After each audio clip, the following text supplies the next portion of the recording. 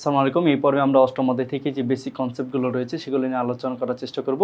যে টপিকগুলো অবশ্যই আপনাদেরকে জানতে হবে এবং এই শব্দগুলো দেখা মাত্রই আপনারা যেন এটা সম্বন্ধে ব্যাখ্যা করতে পারেন, এই কারণে এই শব্দগুলো উপস্থাপন করা হয়েছে। এখানে প্রথম বলা হচ্ছে গণতন্ত্র। তো গণতন্ত্র হচ্ছে এমন এক ব্যবস্থা যেখানে হচ্ছে জনগণ হচ্ছে সকল ক্ষমতার মালিক থাকে, সেটাকে বলা হচ্ছে গণতন্ত্র। আর গণতন্ত্র নিয়ে আব্রাহাম লিঙ্কনের একটি খুবই বিখ্যাত উক্তি রয়েছে বা প্রামাণ্য সংজ্ঞা রয়েছে। গণতন্ত্র হচ্ছে জনগণের জন্য, জনগণের দ্বারা, জনগণের শাসন। এটা মনে রাখবেন। তো এখানে বলা হচ্ছে গণতন্ত্র হলো জনগণের শাসন, যেখানে জনগণ প্রত্যক্ষ বা পরোক্ষভাবে শাসন কার্যে অংশগ্রহণ করে। এর মূল ভিত্তি হলো জনকল্যাণ, স্বাধীনতা এবং হচ্ছে সাম্য। পরবর্তীতে বলা হচ্ছে প্রত্যক্ষ গণতন্ত্র। গণতন্ত্রকে আমরা মূলত হচ্ছে দুইটি ভাগে বিভক্ত করি, যার মধ্যে একটি হচ্ছে প্রত্যক্ষ গণতন্ত্র এবং অপর একটি হচ্ছে পরোক্ষ বা প্রতিনিধিত্বমূলক গণতন্ত্র। প্রত্যক্ষ গণতন্ত্র বলতে বোঝায় যেখানে জনগণ সরাসরি শাসন কার্যে অংশগ্রহণ করে, সেটাকে বলা হচ্ছে প্রত্যক্ষ গণতন্ত্র। অতীতে প্রাচীন গ্রিসে এই ধরনের গণতন্ত্র দেখা যেত, যেখানে হচ্ছে জনগণ সরাসরি শাসন কার্যে অংশগ্রহণ করতো। বর্তমানে এই ধরনের গণতন্ত্র খুবই কম দেখা যায় বিশ্বে।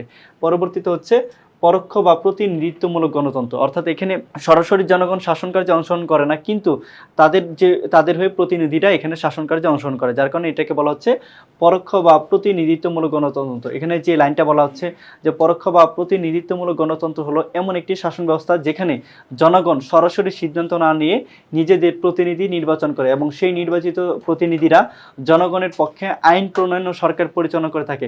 আমরা যেমনটি এই বর্তমানে বাংলাদেশে দেখতে পাচ্ছি যে আমরা জনগণ যারা রয়েছি, যারা হচ্ছে নাগরিক, তারা কি করতেছি, প্রতিনিধি নির্বাচন করে দিচ্ছে, তারা হচ্ছে আমাদের হয়ে তারা শাসন কার্যে অংশগ্রহণ করতেছে, যার কারণে আমরা বলতে পারি বাংলাদেশের এই গণতন্ত্র হচ্ছে প্রতিনিধিত্বমূলক গণতন্ত্র।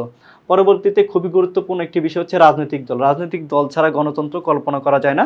রাজনৈতিক দলগুলো তাদের বিভিন্ন হচ্ছে কর্মসূচির মাধ্যমে বিভিন্ন জনগণের হচ্ছে মানে হচ্ছে আপনার হচ্ছে বিভিন্ন ধরনের হচ্ছে জনগণের আকর্ষিত হওয়ার একটা এই প্রবণতা থাকে, যেখানে হচ্ছে জনগণের কি বলে মনে জায়গা করে নেওয়ার একটা প্রবণতা থাকে। তারা হচ্ছে এইরকম বিভিন্ন ধরনের কর্মসূচি দেয়। এখানে বলা হচ্ছে রাজনৈতিক দল হচ্ছে এমন একটি সংগঠন যার সদস্যগণ রাষ্ট্রের সমস্যা সম্পর্কে ঐক্যমত পোষণ করেন, অর্থাৎ যে সমস্যাগুলো থাকে এইগুলো নিয়ে হচ্ছে তারা ঐক্যমত পোষণ করে এবং এইগুলো নিয়ে হচ্ছে তারা কাজ করার চেষ্টা করে, যার কারণে তারা নিয়মতান্ত্রিক উপায়ে ক্ষমতা অর্জনের মাধ্যমে গৃহীত কর্মসূচি বাস্তবায়ন করতে সচেষ্ট হয়। গণতন্ত্রে রাজনৈতিক দলের ভূমিকা অপরিহার্য। এরা প্রার্থী মনোনয়ন দেয়, নীতি নির্ধারণ করে এবং সরকারের কাজ পর্যবেক্ষণ করে। আধুনিক গণতন্ত্র হলো প্রতিনিধিত্বমূলক গণতন্ত্র, অর্থাৎ বর্তমান সময়ে বিশ্বের যে কোনো দেশেই, অর্থাৎ যে সমস্ত দেশে গণতন্ত্র রয়েছে সেই সমস্ত দেশেই এই প্রতিনিধিত্বমূলক গণতন্ত্র রয়েছে। আর এই প্রতিনিধিত্বমূলক গণতন্ত্র যদি আমি বাস্তবায়ন করতে যাই, অবশ্যই রাজনৈতিক দল ছাড়া আমরা সেটি কল্পনা করতে পারবো না। বলা হচ্ছে রাজনৈতিক দল ব্যতীত গণতান্ত্রিক রাষ্ট্রের কথা কল্পনা করা যায় না। তার মানে হচ্ছে গণতন্ত্র যেমন হচ্ছে জরুরি, ঠিক একইভাবে রাজনৈতিক দল হচ্ছে একটি দেশের জন্য বা একটি রাষ্ট্রের জন্য জরুরি। জাতীয় সংসদ নির্বাচন, তারপর হচ্ছে রাজনৈতিক দল এবং গণতন্ত্র যখন হচ্ছে থাকে একটি দেশের মধ্যে, তখন অবশ্যই কি থাকতে হবে, ওই জাতীয় সংসদ নির্বাচন ব্যবস্থা থাকতে হবে। কোনো দেশে 4 বছর পর পর নির্বাচন অনুষ্ঠিত হয়, কোনো দেশে হচ্ছে 5 বছর, আবার কোনো দেশে 6 বছর। এইভাবে হচ্ছে বিভিন্ন দেশে বিভিন্ন সময় নির্বাচন অনুষ্ঠিত হয় এবং এইভাবে হচ্ছে কি হয়, গণতন্ত্রের হচ্ছে বিভিন্ন ধারা বাস্তবায়ন করা হয়। বলা হচ্ছে বাংলাদেশের সর্বোচ্চ আইন প্রণয়নকারী সংস্থা হচ্ছে এই হচ্ছে জাতীয় সংসদ।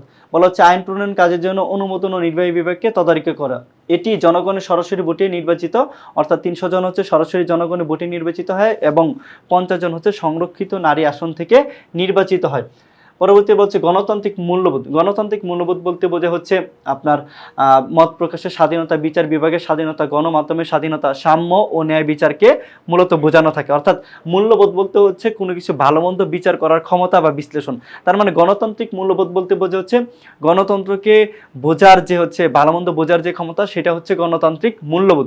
পরবর্তীতে বলছে নির্বাচন মণ্ডলী বা নির্বাচক মণ্ডলী আমরা যেটাকে বলতেছি, অর্থাৎ আমরা জানি হচ্ছে যারা হচ্ছে বিভিন্ন প্রতিনিধি, এই যে আমরা একটু আগে বললাম যে পরোক্ষ গণতন্ত্রের মধ্যে যে প্রতিনিধি নির্বাচন করা, এই প্রতিনিধিদেরকে নির্বাচন যারা করেন তাদেরকে বলা হচ্ছে নির্বাচন মণ্ডলী। আমরা যদি বলি যারা হচ্ছে ভোটার বা ভোট প্রদান করে তারা হচ্ছে নির্বাচক মণ্ডলীর অন্তর্গত। নির্বাচন কমিশন বলতে কি বোঝায়, এই নির্বাচন ব্যবস্থা যারা হচ্ছে আয়োজন করে তারা হচ্ছে নির্বাচন কমিশনের অন্তর্গত। বলা হচ্ছে যে প্রতিষ্ঠান নির্বাচন পরিচালনার দায়িত্ব পালন করে তাদেরকে বলা হচ্ছে নির্বাচন কমিশন।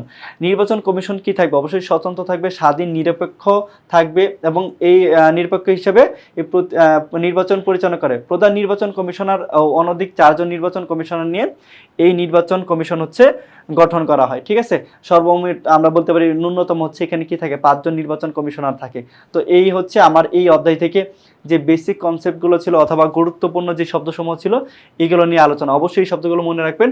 এই শব্দগুলো মনে রাখলে আপনারা এই অধ্যায় থেকে আপনি খুব বেশি উত্তর করতে পারবেন। তো এই ছিল হচ্ছে আমার এই অধ্যায় থেকে বেসিক কনসেপ্ট নিয়ে আলোচনা। দেখা হচ্ছে পরবর্তীতে নতুন কোনো পর্বে। আল্লাহ হাফেজ, আসসালামু আলাইকুম।